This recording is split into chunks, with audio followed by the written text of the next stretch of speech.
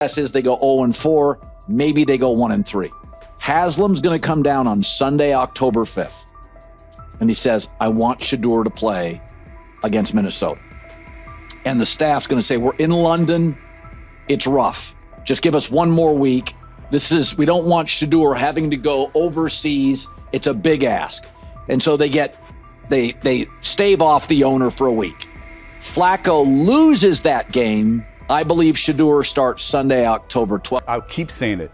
I believe Shedeur Sanders should play more games than any other quarterback on this roster this year, because he's the only guy that I look at and say, they might have something here, because I'm telling you right now. Big news coming out of Cleveland. Sources say the Browns ownership has made it clear they want Shedeur Sanders as their starting quarterback. According to Colin Cowherd, Sanders has quickly emerged as the frontrunner for the QB1 spot. And this isn't just talk. Word is, the owners plan to push hard on team leadership to make sure he starts right from week 1. This could be the start of a brand new chapter in Cleveland, with the talented Shedeur Sanders leading the way. Jimmy Haslam, many believe, forced Andrew Berry and Stefanski to draft Shedeur Sanders. They drafted Dylan Gabriel probably a round or two early, hoping to get out of the Shedeur sweepstakes.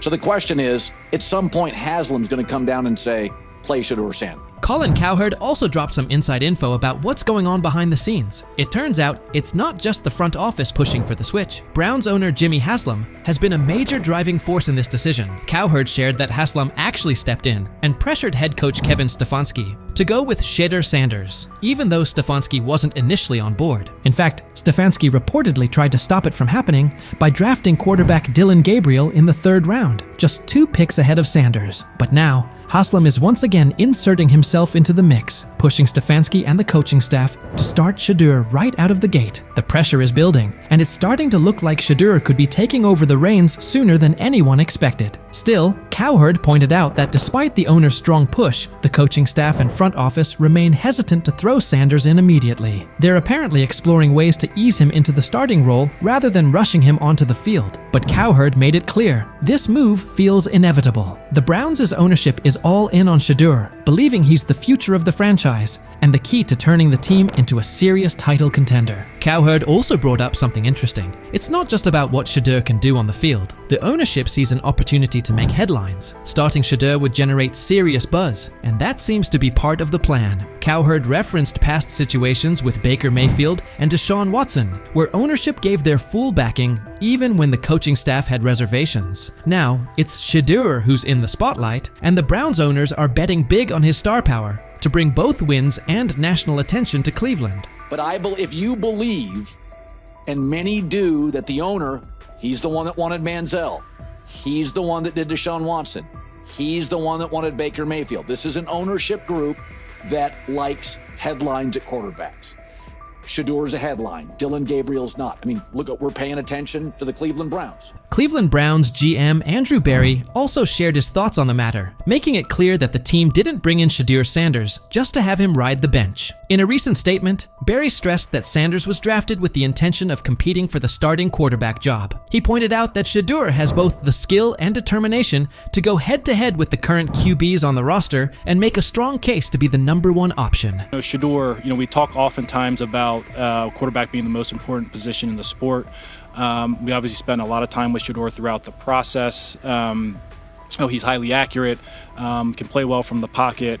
Very productive college career. And GM Andrew Berry also gave some insight into the Browns' draft approach, revealing something pretty interesting. Heading into the draft, the team had no plans to pick up 2 quarterbacks, and they definitely didn't expect Shedeur Sanders to still be available by the 5th round. But when he was still on the board, the Browns didn't hesitate. They jumped on the chance to grab him. That unexpected move shows just how much they believe in Sanders' potential. What started as a surprise pick is quickly turning into a legit battle for the starting job. Shedeur hasn't just been filling a roster spot, he's embraced the challenge from the very beginning. Since day 1 of OTAs, he's been turning heads with his calm, under pressure, accuracy, and relentless drive. Every practice has only added to the belief that Berry made the right call. Shedeur is no longer just a rookie looking to prove himself. He's a serious player in the starting quarterback race. When Sanders was chosen in the 5th round, a lot of people figured he'd be a backup at best, or maybe a long-term project. It's rare for someone picked that late to even be considered for a starting role. Usually, fifth-round quarterbacks are seen as developmental guys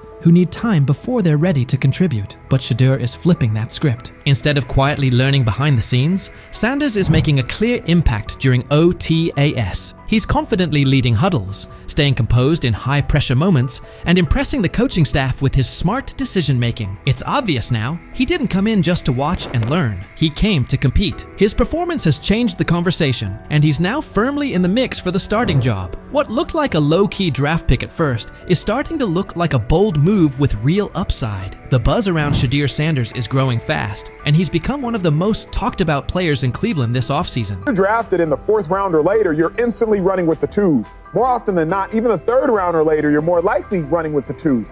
Though Shedeur is probably going to still be running with the 4s, the coaches suggested there's going to be a fair opportunity for everybody. NFL insider Peter Schrager says this year could be a turning point for Shedeur Sanders. Even though he was a 5th-round pick, Schrager shared that Sanders is expected to get a real shot to play, something that doesn't usually happen for quarterbacks taken in the middle rounds during their rookie year. That says a lot about how much confidence the Browns have in his potential. They're not just bringing him in to slowly develop over time. They truly believe he's ready to make an impact right away. Quarterback is always going to be looming in every conversation. So I think they're going to want to get those guys action, Gabriel and Sanders. I think they're going to want to have one veteran quarterback. I don't know if there's a value in having both of those veteran quarterbacks and then having 2 rookies on the roster as well.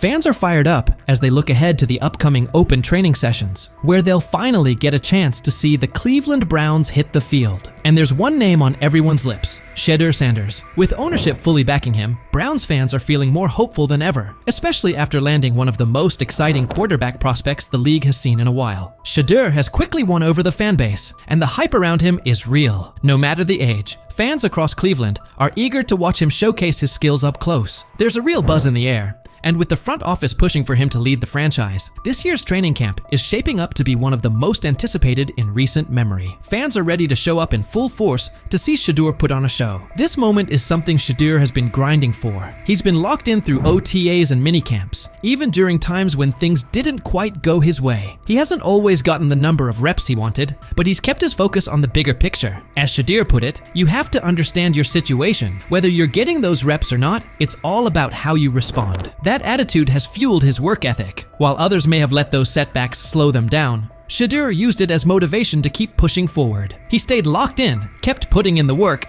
and continued sharpening his game. Now he's steadily rising up the depth chart, and his hard work is starting to pay off. The Browns have taken notice. Shedeur has gone from being a promising rookie to becoming a key part of the team's future. With full support from ownership and growing confidence from leadership, he's no longer just a long-term project. He's the front runner for the starting QB job. At first, there was hesitation from the front office and coaching staff, but his performance during camp has turned heads and changed minds. The story has shifted, and at this point, it's tough to imagine anyone else stepping into that starting role. The excitement around Shedeur isn't just coming from within the organization. Fans all over Cleveland are getting behind him. From the youngest fans to the lifelong diehards, the city is rallying around its new quarterback. For Browns fans, Shedeur represents more than just a player. He's a symbol of what's possible. His rise has sparked new energy throughout the community, and every day it becomes clearer that he's not going anywhere. The Shedeur Sanders era is kicking off in Cleveland, and fans are ready to follow his lead. With ownership applying pressure, and Shedeur continuing to deliver, it puts the coaching staff in a tough spot. Will Kevin Stefanski stick to his guns, or will the front office's influence win out? Let me know what you think. Will Shedeur take that starting job, or does Stefanski have another plan in mind? So he says, this is exactly what he says. I'm told the footage of Shedeur Sanders meeting with the Giants is so bad that both the Browns and the Sanders family have threatened legal action if it is. What in the NFL is happening right now? The New York Giants just leaked a draft interview recording with Shedeur Sanders, and fans are completely freaking out. Did Shedeur take some shots? Did the Giants forget what the word confidential means? Or did someone accidentally hit reply all on something that was supposed to stay locked away? Get ready, because this roller coaster involves hot mics, bad takes, and a whole lot of drama. What happened with Shedeur on draft night to make him fall to the 5th round and them talking about the Giants coming out with all that information talking about Shedeur did bad, bombed the interview, all that type stuff. We all know my last video when I talked about the interview tape about Shedeur did not get a playbook.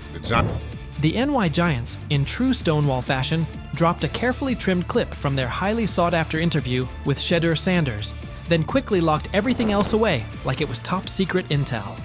Was this a calculated PR stunt, or just a low-key attempt at sabotage? Either way, the silence speaks louder than any official statement.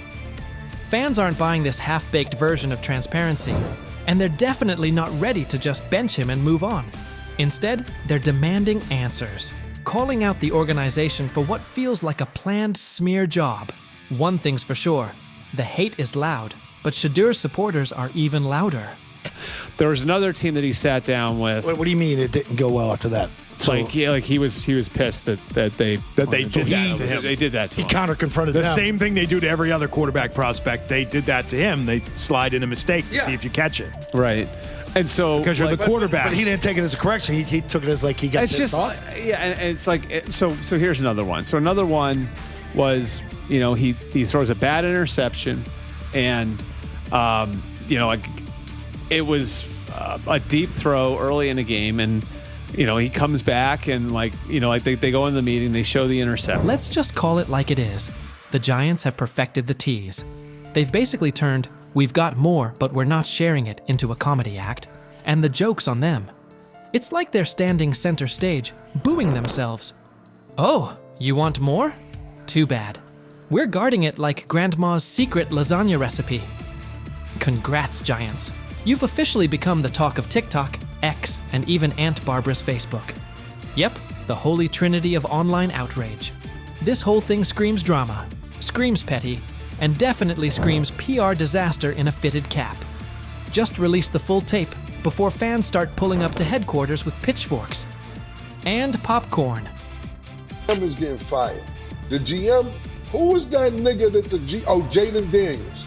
The GM is on film that the nigga's son, the nigga asked his son last draft, yo, who you think I should pick? His son like, yo, you need to get the Jaden Daniels nigga, B. This is what his son, it's on tape. You should go Jaden Daniels. He laughing at his son. And all right, cool, get Jaden Daniels. I don't even know how that tape got out. I wouldn't have let the shit get out personally. Meanwhile, Shedeur, the latest poster boy for maybe the Giants don't like talent unless it's dressed in blue and red confetti, is soaking it all in like it's just another day at practice. And here's the best part of the irony. The Giants tried to label him as all hype, no substance, a paper tiger. But instead, they accidentally turned him into the hottest name being mentioned by every sports analyst out there. They tried to bury the story, but somehow ended up stamping it in bold. It's the classic case of ignoring a trending conversation for so long that sure, people get annoyed, but at the same time, they keep your name alive better than your own PR team ever could. It's funny. New York Giants. Where these tapes at? You hear me? Because if Shedeur Sanders was so unprofessional, y'all would have leaked the tapes for the whole world could see, right? Because understand, it's a lot of he say, she say. But one thing I do know, as a young black man growing up in this world, being straightforward and not sugarcoat anything. Oh, this narrative is pure gold. Giants PR completely skipped subtlety and went straight to the "we don't like his dad" playbook. A move so awkward, it's like trying to dunk and ending up in a kiddie pool. You can almost picture them brainstorming it. Yeah, we're just not fans of QB families that aren't ours. Because nothing screams professionalism quite like having zero self-awareness. And the fan reactions? Absolutely priceless. That one little clip was all it took to set the internet on fire. Keyboards everywhere started lighting up. People are asking, why hide the good stuff? What are you trying to cover up? If there's really nothing to hide, Why not just drop the full thing? And spoiler alert, they weren't whispering. Social media exploded faster than a New York City grill on Memorial Day weekend. Them out. Another moment. What they do during the film and the combine and the meetings is teams will install mistakes intentionally planted in the install, and they want you to catch them. Shedeur didn't, and when a coach called him out, once again, it didn't sit well. It's like, bro, there's not many teams needing quarterbacks, especially since Pittsburgh appears to have a deal with Aaron Rodgers and Tennessee's getting Cam Ward. So you're down to the Giants, who are not in. And that brings us to the next tasty slice of irony. By refusing to release the full interview, the New York Giants probably thought they were hurting Shedeur Sanders' image. But instead, they ended up throwing gasoline on the hype train. Rather than shutting things down, they made him look like the kid who grabbed the last cookie and somehow got blamed for taking the whole jar. Only difference? This kid's got cameras on him 24/7, and he's handling the heat like a seasoned pro. Now, every move he makes is being broken down, every throw studied like it's a presidential debate. Fans are calling it what it is. They've lied on Shedeur. Some say the Giants just don't like his dad. And honestly, that might be true. Maybe this whole thing was just a cheap shot at Deion Sanders by extension. But here's the plot twist. The harder they try to drag him down, the more interesting his story gets. The Giants accidentally turned Shedeur into a walking headline, a controversy in cleats. They tried planting doubt, but all they really did was create buzz. He's no longer just a top draft pick. He's now a symbol of resilience, a narrative goldmine, and living proof that real talent doesn't fold under pressure. It levels up. And at this point, even if the Giants wanted to, there's no turning off the spotlight. Okay, so probably the most fun yet the most difficult thing I cover and we cover all year long is not games. It's the NFL draft. Because I've said this many times, you get lied to for a month to 2 months up to it. And so often during the draft, and every few drafts, there's a guy that really falls, precipitously falls. This year it was Shedeur Sanders, it's been Aaron Rodgers, it's been Dan Marino. Every few years somebody falls a lot. And so, but those stories don't come out until like the fall and after. Let's not overlook the fact that the hate is so strong, you could bottle it up and sell it as radioactive cologne. You can practically watch it leaking out of Giants HQ like toxic sludge straight out of a bad superhero origin story. But here's the twist. Maybe that's their superpower. Maybe the New York Giants really believe they're cooking up some secret formula, a cocktail of manipulation and media spin. But here's the thing. Every bit of shade they throw at Shedeur Sanders only makes his story bigger. Every time they try to box him in as some overhyped diva or question his character, they accidentally hand him another viral moment. And now, he's the underdog hero rising through the smoke. Let's be real. This isn't just about football anymore. This is about narratives, control, and how the establishment absolutely loses it when they're no longer holding the pen. And the real kicker? They still won't release the full interview. You've got NFL fans, media heads, and entire Reddit threads all chanting, "Drop the tape." Like it's some long-lost Beatles album. Meanwhile, the Giants are just sitting there, staring into the void like nobody saw this mess coming. Now, I don't know if it ever gonna get leaked or not. The tapes, the New York Giants have the tape. They definitely have the tape. It's confirmation that they have the tape. Shedeur didn't do nothing. It's what they saying he did. I'm gonna tell you what these mixed reaction right here. So we already know about the New York Giants, but the Pittsburgh Steelers head coach Mike Tomlin reported Miles Sanders' talent, but hesitated to draft him due to previous challenges with quarterbacks like Russell Wilson and Justin Fields, leading to more cautious approach. Las Vegas Raiders. Sanders met with Raiders at the NFL scouting combine and expressed enthusiasm about potentially joining the team. His familiarity with the West Coast offense and quick release was noted positive, though concerns about his ceiling. But if you're the National Football League, okay, clearly it's not about talent anymore. It's about something else. And I'm going to tell you, I spent a large amount of the last 24 hours thinking about nothing more than I was thinking about collusion. The $50 million robbery of Shedeur Sanders. Because that's what I just witnessed. Everywhere we've seen, everything we've seen, everybody that has seen him play said he is the one or two in this draft. I love Cleveland picking this kid. The NFL draft is usually a time of celebration, a moment when dreams come true and talent gets recognized. But in the spring of 2025, that dream took a sharp turn for Shedeur Sanders. Instead of a milestone, it became a nightmare. One that might lead to one of the biggest lawsuits the NFL has faced in years. Shedeur, the Colorado Buffaloes quarterback and son of Hall of Famer Deion Sanders, was once expected to be a top 10 draft pick. But instead, he slid all the way down to the 5th round, pick number 144, by the Cleveland Browns. Now, quiet speculation has grown into loud conversations. Reports say the Sanders family is getting ready to take legal action against the NFL and several team owners, accusing them of collusion, defamation, and causing long-term financial harm. And the more you look into it, the more complicated it seems. From the outside, Shedeur's sudden drop in the draft doesn't add up.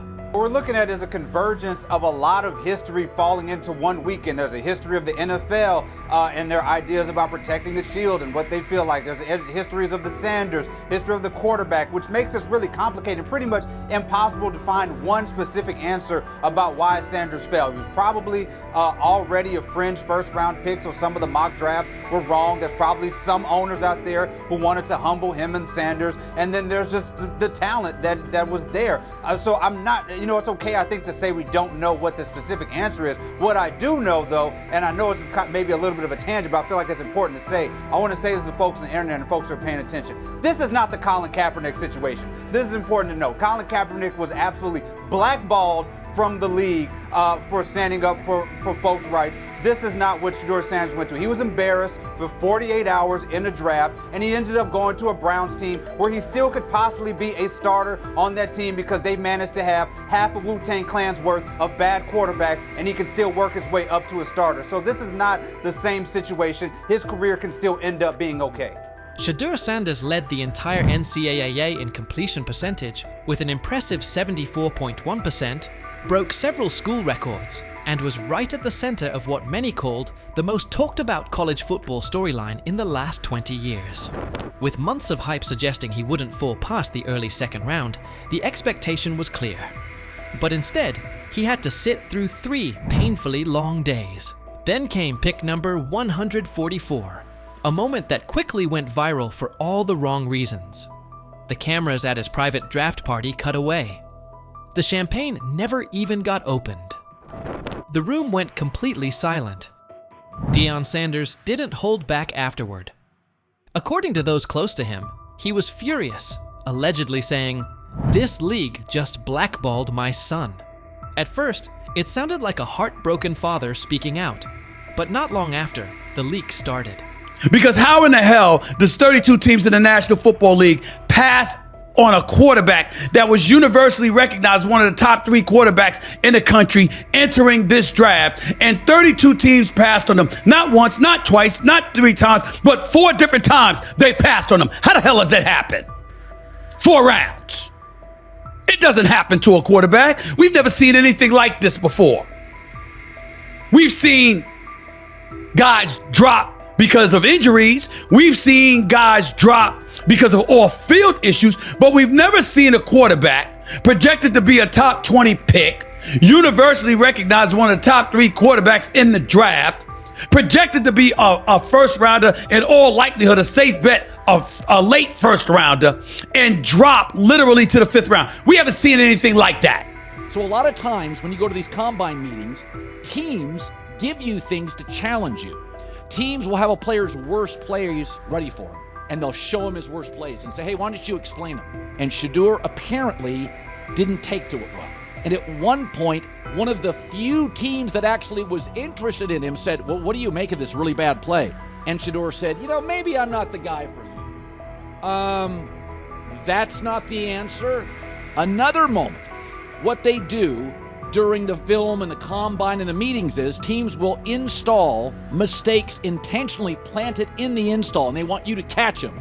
Shedeur didn't, and when a coach called him out, once again, it didn't sit well. It's like, bro, there's not many teams needing quarterbacks, especially since Pittsburgh appears to have a deal with Aaron Rodgers and Tennessee's getting Cam Ward. So you're down to the Giants, who were not interested at all, and Cleveland, who traded out of that 2 spot because clearly they were looking for next year's class like the Rams are. Based on internal messages uncovered by a private investigator working with Shedeur Sanders' legal team, messages that haven't been made public yet but are currently being looked into by several independent news outlets, it looks like a few NFL team owners may have raised red flags about the media frenzy and the branding baggage tied to Shedeur.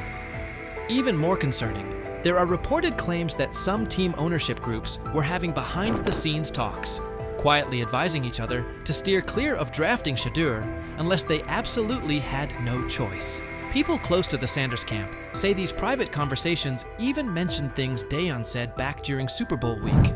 Those blunt interviews where Coach Prime made it clear they would call the shots and wouldn't play for certain teams. Basically, they were following the same playbook Eli Manning used. Will you step in Eli Manning like, Deion Sanders like, to the point where like you told him, hey man, I ain't taking that psych test with the Giants. I followed you after that. I said I wasn't taking it either. Will you step in and do some of that if it's the wrong organization and say he ain't going there? Yeah, but I'm not going to do it publicly. I'll do it privately. This time around, though, the league supposedly answered with a wall of silence and behind-the-scenes sabotage. According to insiders, the upcoming lawsuit is expected to claim that the NFL worked together to hurt Shedeur's draft stock, not because of his skills, but because of how things looked in the media, internal politics, and bruised egos. If they played the cards and picked him up in the 5th round, but I surely would like to know how they knew he would still be there in the 5th round. I've been on that stage for years and years and years. I've never seen them position the cameras and give forewarning about who's about to be drafted. I wonder if Cleveland got a call from somebody in the NFL saying, we got to draft this kid. You just robbed this young man of $50 million. And it wasn't on his playing ability. Wow. Shame on you. Primetime Deion Sanders' natural bravado, coupled with that of his son. They say that the whole interview process wasn't that impressive when he showed up at the NFL scouting combine and refused to work out. That hurt him. The interview process while he was there hurt him, etc., etc. You know what, y'all? I get it. It makes perfect damn sense if he's drafted in the 2nd round. It's the fact that he fell to 5th that's alarming.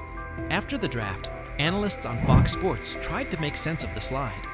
Some said Shedeur wasn't a once-in-a-generation type of player.